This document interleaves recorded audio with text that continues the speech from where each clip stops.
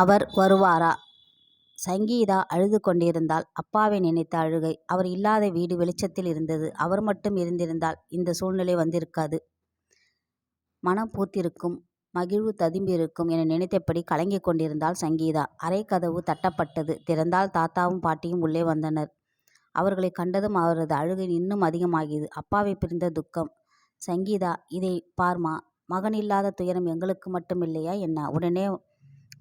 உடனே வானா வர முடியுமா என்ன என்றாள் பாட்டி. பேத்தியின் கண்களை துடைத்து விட்டாள். என்ன செய்வது? இப்படிப்பட்ட நல்ல காரியத்தை கண்குளிர பார்க்க உன் அப்பனுக்கு கொடுப்பினை இல்லை.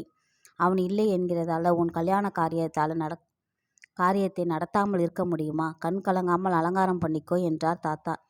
வெளியே மேல சத்தம், மங்களவாத்தியம் ஒலித்தது. உறவினர்கள் குழுமி இருந்தனர். இன்னும் சற்று நேரத்தில் முகூர்த்தம். அப்படி அழுது கொண்டிருப்பது முறையல்ல என்பதை தாத்தாவும் பாட்டியும் எடுத்து கூறவே சங்கீதா தன்னை அலங்கரித்து கொண்டாள். எழுந்து மணவரைக்கு போனாள். அவர் பெற்றோருக்கு ஒரே பெண். பிறந்த போதே தாயை இழந்தவள். தந்தையிடம் வளர்ந்தவள். எப்போதும் அப்பா அப்பா என்று அவரிடம்தான் இருப்பாள். அப்பா என்றால் அவளுக்கு அவ்வளவு உயிர். திருமணம் என்பது வாழ்வில் ஒரு முறை செயல். அதை காண இப்போது அவளின் அன்பு அப்பா இல்லை என்கின்ற போது அழாமல் இருக்க முடியுமா? அறையிலிருந்து மணவரை போவதற்குள் பாவம், தாயில்லா பெண் திருமணத்தை முன் நின்று நடத்த அப்பாவும் இல்லாமல் போய்விட்டார் என பலரும் அவள் காது பட பேசினர். மற்றவர்களின் பரிதாபத்திற்கும் ஆளாகிவிட்டோமே என நினைக்கையில் மனதில் ஆதங்கம் பொங்கியது. மணவரையை நெருங்கியிருப்பாள். அப்பொழுது கூட்டத்தில் சலசலப்பு திரும்பினாள்.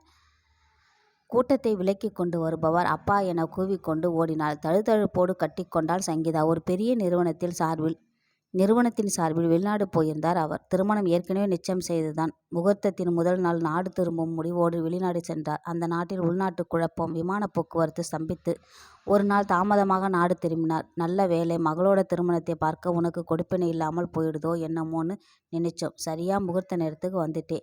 சங்கீதாவின் தாத்தாவும் பாட்டியும் தன் மகனை பார்த்து கூற அப்பா வந்துவிட்ட மகிழ்வோடு மணவரையில் அமர்க்களமாய் அமர்ந்தாள் சங்கீதா.